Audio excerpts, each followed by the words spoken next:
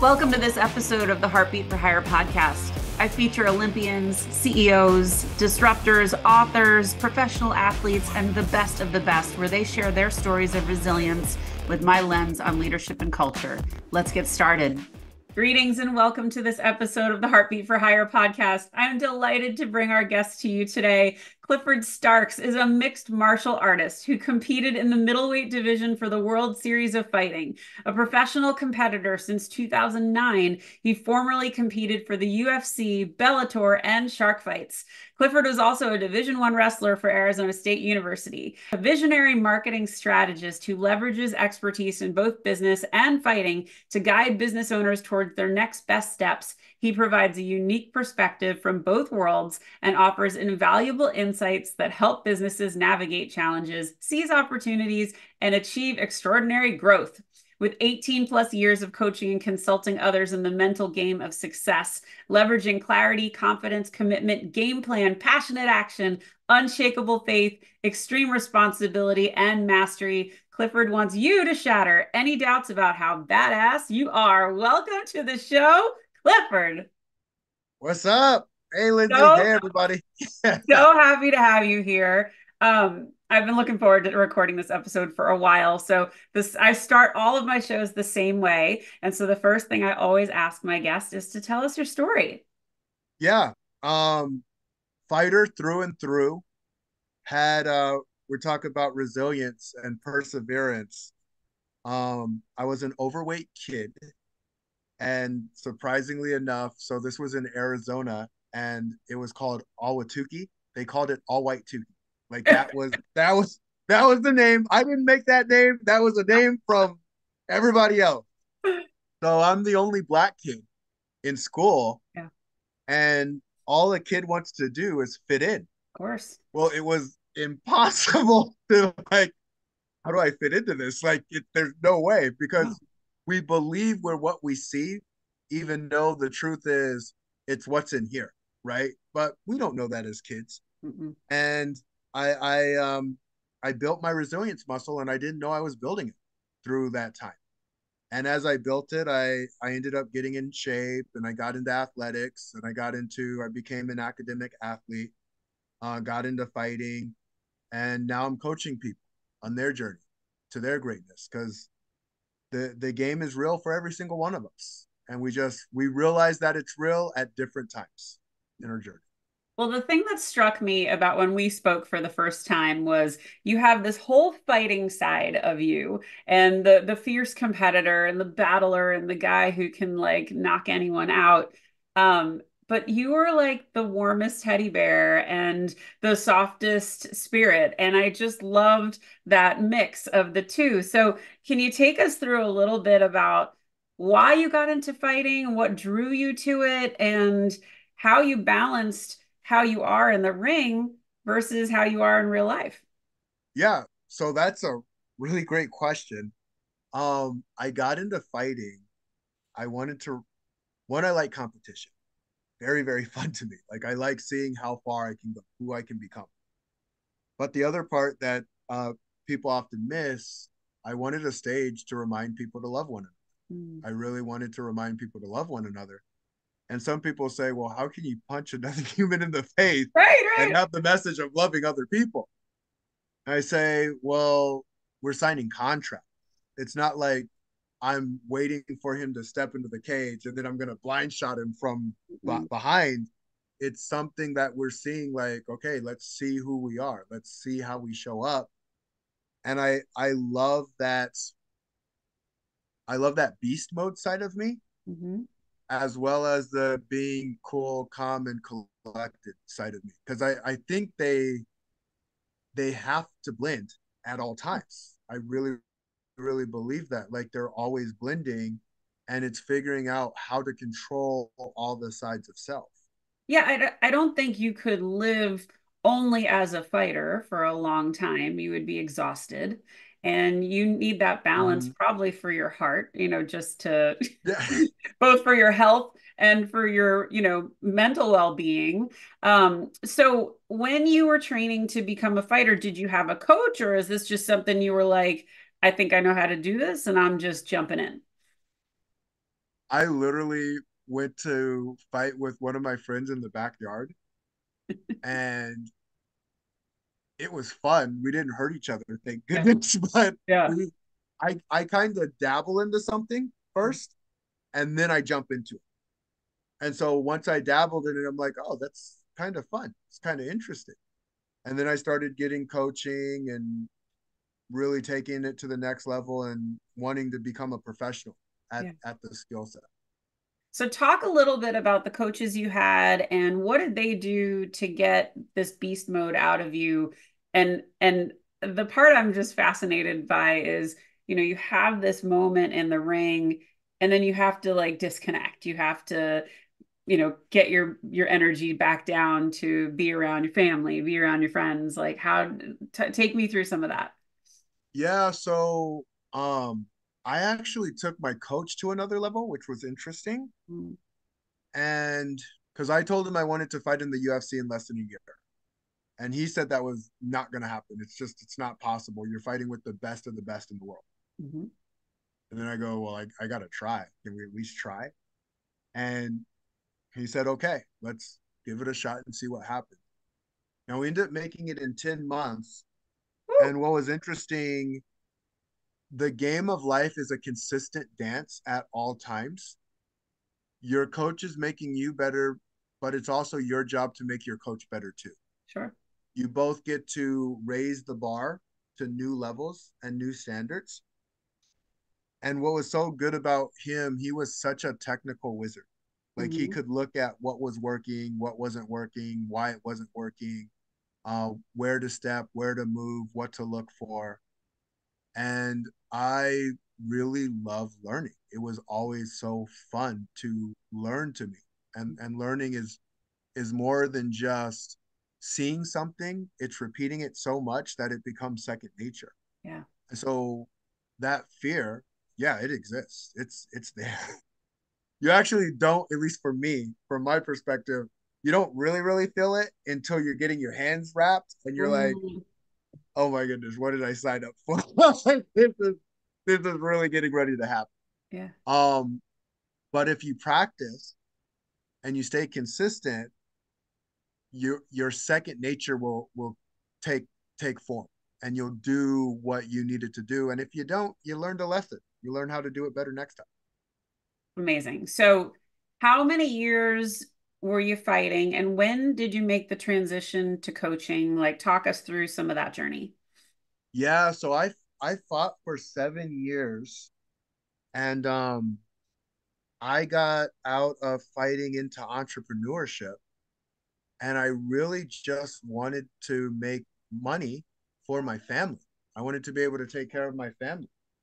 And so what I focused on doing was I was listening to the wrong people because they tell you just push a button and you'll get to six figures, seven figures, and life will be nice.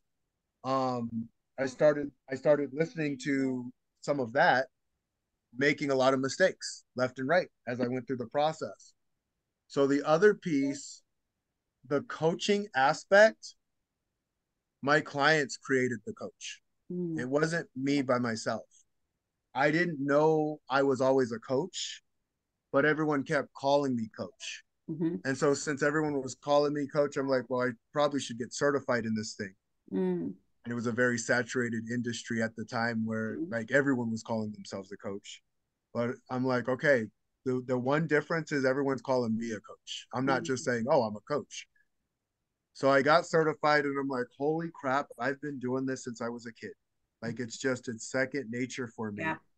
And that's why it's starting to show up. It's Mhm. becoming real in the society, actually. It's very interesting. I love that, and I think Yeah. when something resonates so easily, it feels like you put on the right pair of shoes and you're Mhm. ready to kind of move in that space. That's great. So, who are your clients now? What do you help them with? Yeah, so I help type A personalities. Mhm. Um, they're very heart-centered as well. They're Mhm. loving people, but they're competitive, Mhm. super competitive, and they go do what they need to do. I help them get out of their own fucking way. Yeah, They are that's like, everybody's problem, right? well, they're so good at what they do they almost get themselves in trouble in business because they become the bottleneck. And so it's really just Yeah. holding a mirror up to them and saying, look at what you're doing, and them going, oh crap, I'm doing that thing again. I know because I need someone to do it for me. Well, I love that you said that because I think coaches too. I mean, I would be a giant hypocrite if I didn't have a coach.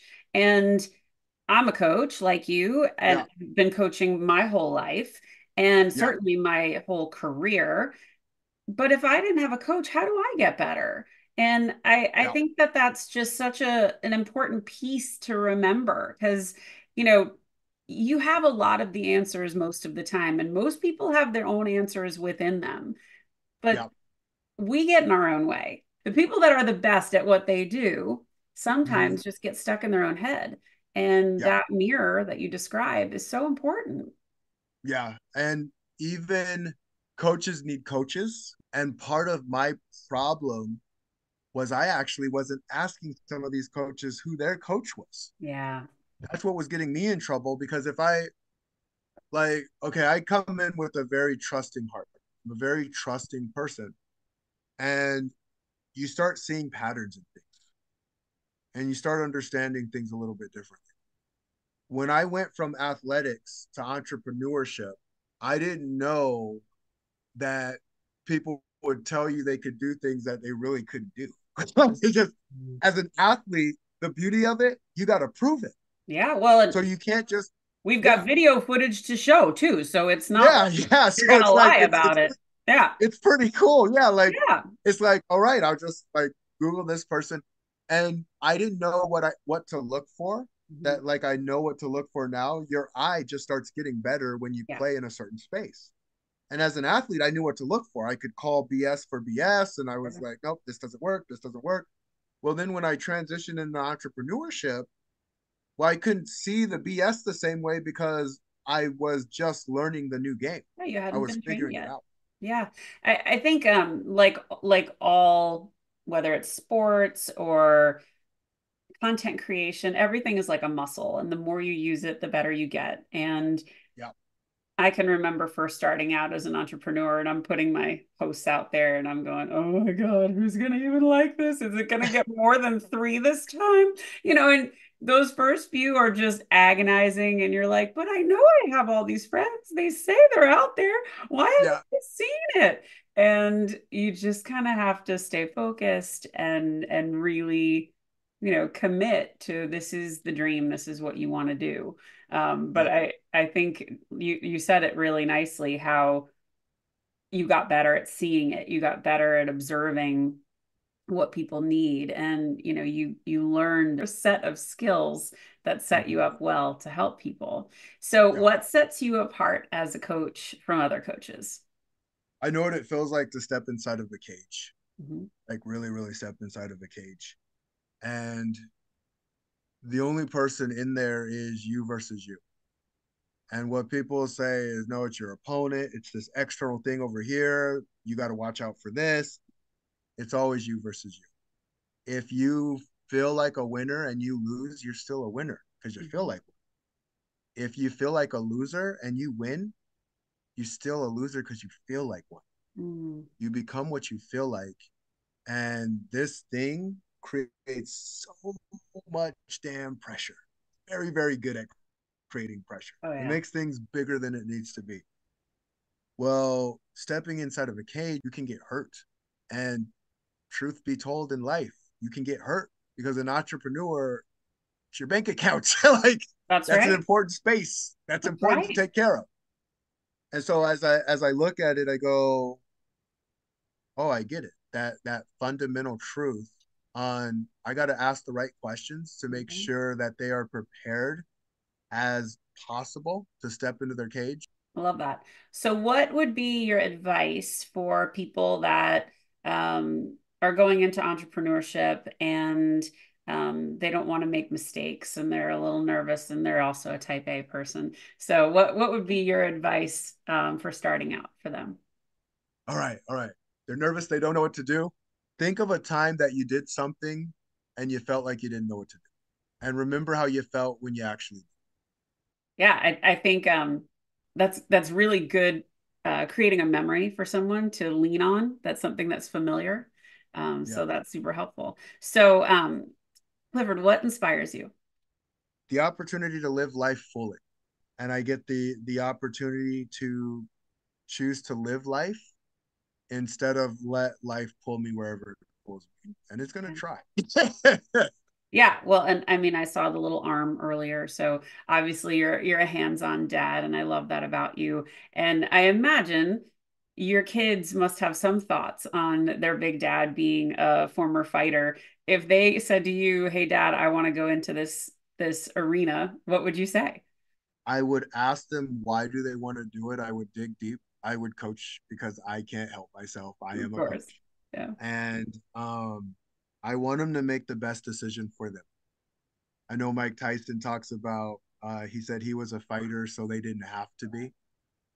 But I also know if it's in someone's soul, it's in their soul, and Hmm. it's not my. I couldn't stop it even if I tried. Couldn't stop it even if I tried. Even if they didn't do it and they felt there was something missing. Are you ready to elevate your leadership style and create an exceptional workplace that stands out from the crowd?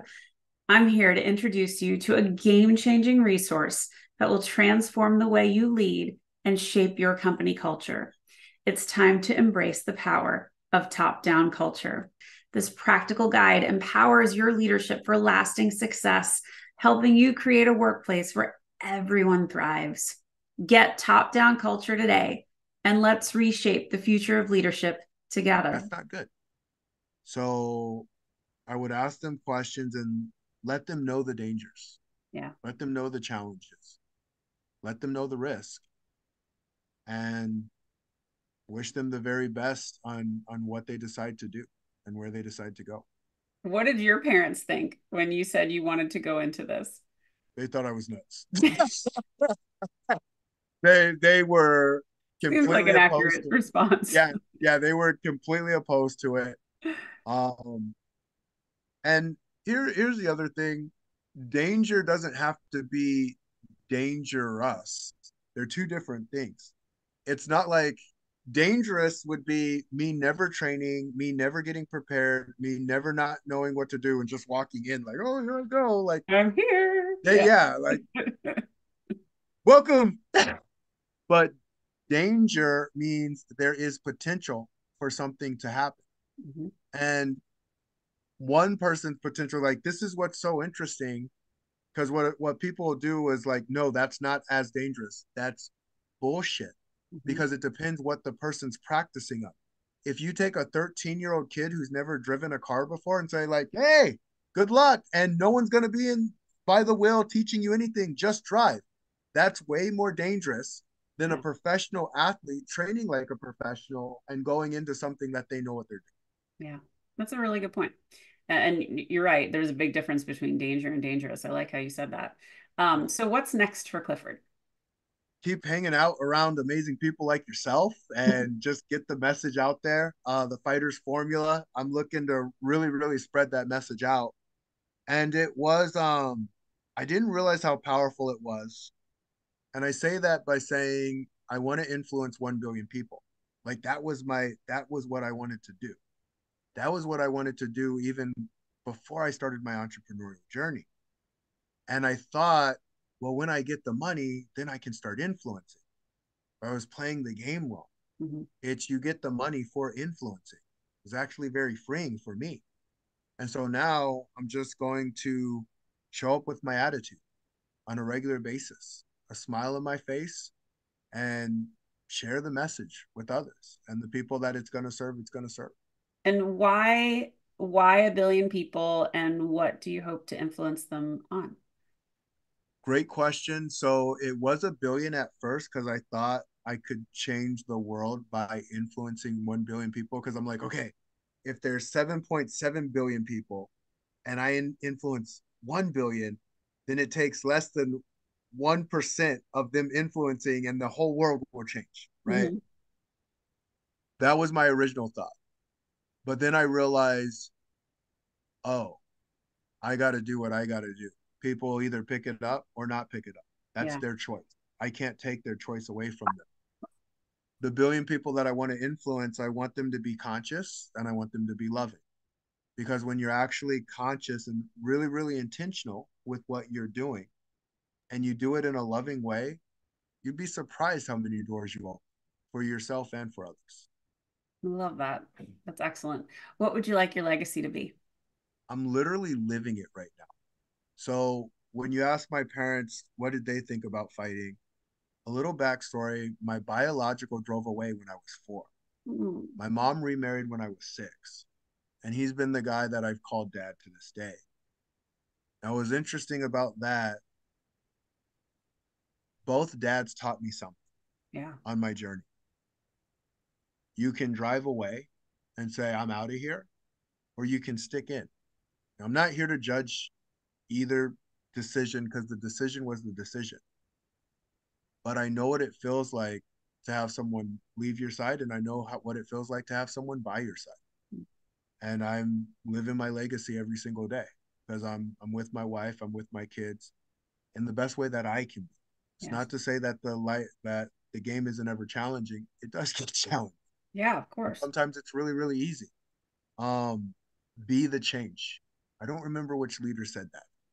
I really, really be the change you want to see. I think there's a combination of people that have said it, but that's one of my mantras too.